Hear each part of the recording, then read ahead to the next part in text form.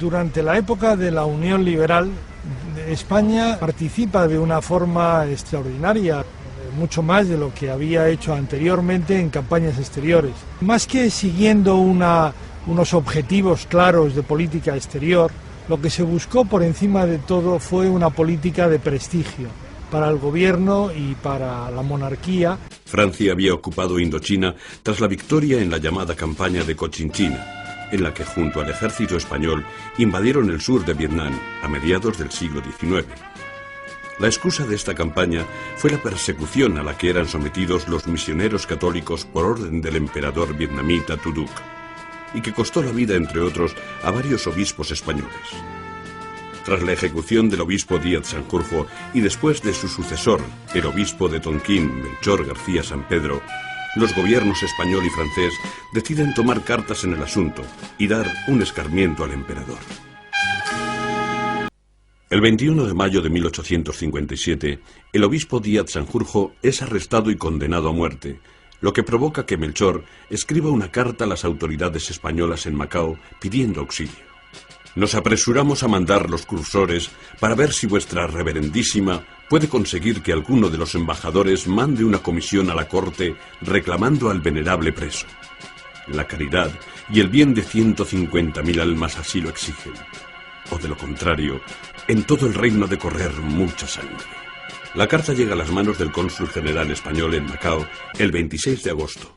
Y el día 3 de septiembre zarpan rumbo a Tonquín un vapor y el buque de guerra francés Catinat, al mando del diplomático conde Krikowski. La expedición del conde Krikowski no solo no tiene ningún éxito, sino que hace que la persecución se recrudezca. El mandatario francés, el emperador Napoleón III, ve una oportunidad de conseguir su anhelada posesión colonial en Asia y ante la falta de una base operativa en la zona, propone al gobierno español una represalia contra el reino de Anán. Isabel II, conmovida por la crueldad de los asesinatos y torturas de misioneros, autoriza la intervención del ejército español. El 25 de diciembre de 1857, durante el breve gobierno de Joaquín Armero, se autoriza la expedición franco-española conocida con el nombre de Campaña de Cochinchina. El ejército español se organiza con las tropas destinadas en Filipinas, siendo organizadas por el capitán general de la colonia Norcegaray, a quien no le hace ninguna gracia tener que sustraer hombres y recursos de las escasas tropas con las que cuenta en las islas. La presencia española en Filipinas siempre fue bastante limitada. Hay que tener en cuenta que de las más de 7.100 islas que son Filipinas, apenas ocupamos físicamente unas pocas. La verdad es que no teníamos medios navales. En Manila teníamos teóricamente 4 grandes barcos. El más importante era el Cano. Pues bien, el Cano era un barco pequeño y además estaba averiado. Y medios terrestres. La guarnición española en 1857, en vísperas del conflicto en Cochinchina, en Filipinas, es de unos 9.000 hombres. La inmensa mayoría de infantería en 9 regimientos. Pero claro, es que de esos 9.000 hombres, la inmensa mayoría son tagalos, pertenecen a la etnia principal de Filipinas. Teníamos una pequeña dotación de artillería, una mínima fuerza de ingenieros y prácticamente no tenemos más. Filipinas es una enorme base, lo que no tendremos los españoles prácticamente nunca. Allí serían los medios para una actuación eficaz más allá de las Filipinas. No estamos muy en condiciones de mantener una guerra a esta distancia de España. Sin embargo, sí somos una gran base y los franceses tienen lo contrario. Los franceses tienen barcos, pero los franceses no tienen tropas, los franceses no tienen víveres, los franceses no tienen todo ese tipo de elementos que son precisos para mantener una división naval de las dimensiones de la que tienen en Extremo Oriente. Esa va a ser, diríamos, la razón de nuestra cooperación, una de las razones de nuestra cooperación en Cochinchina. Los términos del acuerdo con Francia no quedan demasiado claros. Por otra parte, las intenciones finales de ambos países no parecen ser exactamente iguales. En el acuerdo y en la posterior ejecución de la campaña conjunta franco-española tampoco queda muy claro y es motivo de fricción la escala de mando, la toma de decisiones o la subordinación. En agosto de 1858, las tropas francesas y las españolas se reúnen por fin en la isla de Hainan, en la bahía de Tonquín. El difícil litoral de Tonquín hace imposible que los grandes buques de la expedición atraquen allí. Así que deciden hacerlo en Turana, a escasos 60 kilómetros de Hue. capital de la corte del emperador Tuduk y pieza clave para los propósitos iniciales de la escuadra europea. El día 1 de septiembre comienza la toma de la ciudad, que se completa con extraordinaria facilidad. Sin embargo, llegaban tarde, ya que el 8 de julio el obispo de Tonquín, Melchor García San Pedro, ha sido hecho prisionero y el día 26 ha sido salvajemente martirizado, descuartizándolo por las articulaciones con hachas sin filo y esparciendo después sus restos en el río. Tras la rápida conquista de Turana, las tropas españolas piensan en el asalto definitivo a Hue.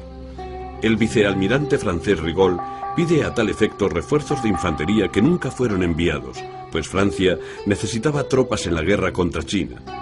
Mientras tanto, la moral de la tropa se va debilitando y el rescate de los misioneros españoles se va posponiendo.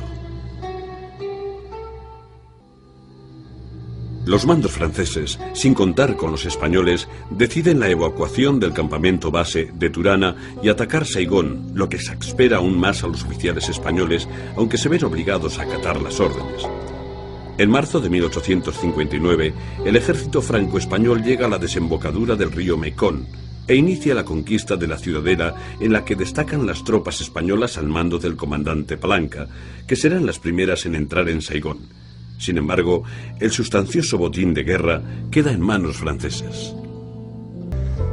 En 1860, mientras Palanca se encuentra en España presentando informes ante el gobierno presidido por O'Donnell, una vez sofocados los levantamientos producidos en Saigón y concluida la primera parte de la campaña, el nuevo jefe del ejército francés, pese a no contar con autoridad para ello, decide mandar de vuelta a Manila casi la totalidad de las fuerzas españolas, con Ruiz de Lanzarote a la cabeza.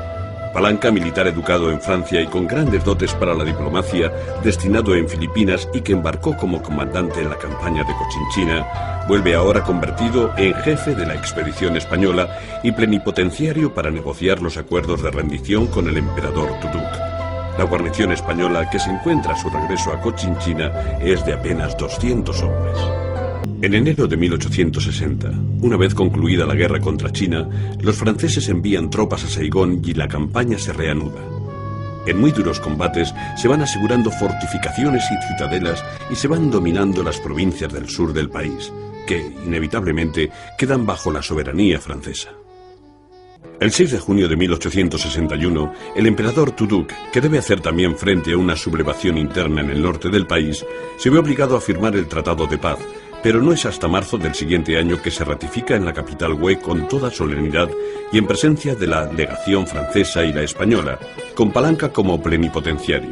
España no saca gran cosa de esta capitulación, a diferencia de Francia, que toma a Cochinchina como base de su expansión colonial. Tras la firma del Tratado de Paz, Francia irá ampliando sucesivamente el territorio controlado en Vietnam, hasta que en el Tratado de Tientsin de junio de 1885 consolida definitivamente su dominio de lo que pasó a denominarse Indochina, y que aglutinaba además de todo el territorio vietnamita a Laos y a Camboya.